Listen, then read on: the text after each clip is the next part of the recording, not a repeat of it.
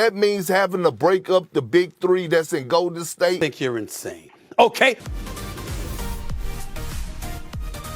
皆さん、こんにちは、NBA エンタメです。最近動画見てる方はお気づきですか？前までは普通に動画載せてましたが、こうなった理由は大人の関係です。ご理解いただければ嬉しいです。そのままにしてたらまた前みたいにバンされちゃいますので、少し画面は見づらくなってますが、今後ともよろしくお願いします。さて、本題に戻って、今日ゲーム6でグリズリーズに勝利したウォリアーズは、もし今年優勝できなかったら、カリー、グリーン、トンプソンは解散すべきかについてです。皆さんの意見もぜひ教えてください。そして、動画始まる前に、ぜひ高評価ボタンをお願いします。皆さんの高評価が力になります。Should the Warriors break up the big three if they don't win it all this season? hell yeah. Yes, they should. And let me tell you why, okay? It's because fix your body language. Look, you see how emotionally he's attached to the Warriors, Molly? Every time you get ready to say something about the Warriors and you say something, he don't even know why I'm about to say it. Look, if I'm the Golden State Warriors and I'm looking at a young star on the rise in Jordan Poole, and I'm looking at Klay Thompson right now, and this is no knock on Klay Thompson, but at some point in time, you're gonna have to let Jordan Poole be the best version of him. And I'm not saying that Klay Thompson is a guy that he can never get back to the Klay Thompson we seen before the injury, because we seen glimpses of it.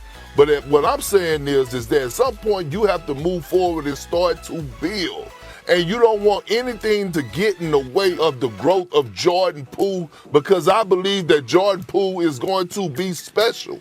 And so with that being said, it's only one basketball. And so I'm looking at it like this. At some point, every good thing has to come to an end. And so if that means having to break up the big three that's in Golden State, and that means having to move on from Klay Thompson, and that's not a knock on Klay Thompson, because he could end up with the New York Knicks, and Stephen A. Smith wouldn't have a problem with it at all, to not get in the way of Jordan Poole, then I think the Warriors should really consider that. I think you're insane.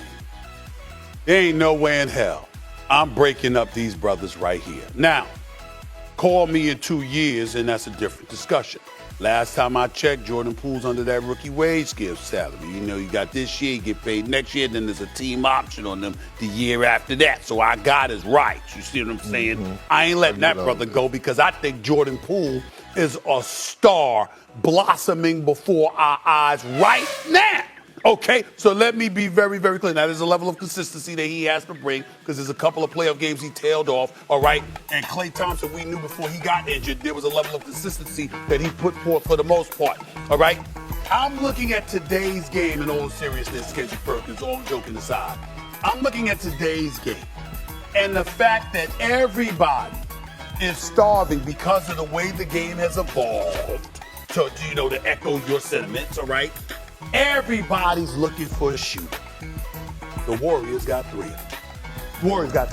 Let's understand something. I picked the Warriors to win the chip this year, and I'm not jumping off the bandwagon, but I really picked them in all seriousness just to remind the audience, because I thought James Wiseman would be back. That was an additional big body that could give you 15 to 20 minutes and 6 fouls, and I thought that was all they needed, because of Kevon Looney would need some help, and so would Draymond on their front court defensively. But what I'm saying to you is that from an offensive standpoint, when you look at their personnel, and I look at a Kuminga, and I look at a Wiseman, and I look at a Poole, I'm not changing a damn thing.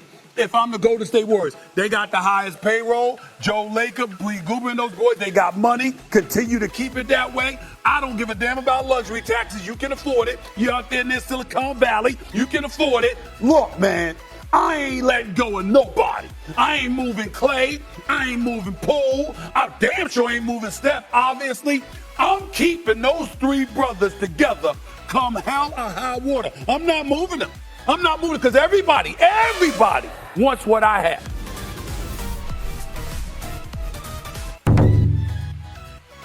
Kyrie Irving is one of the most selfish superstars that has ever existed in the NBA.